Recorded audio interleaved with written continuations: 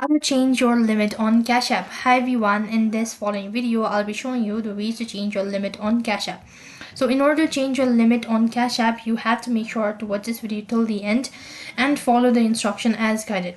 So if you want to upgrade your Cash App account and increase your limit, you can do this in the app itself. So for that case, you have to increase your Cash App limit. So in that case, you need to do transaction that's up to 250 or that's up to 1000, and after that it's gonna ask you to verify your account, and when you have verified your Cash App account, then automatically you've changed your Cash App limit.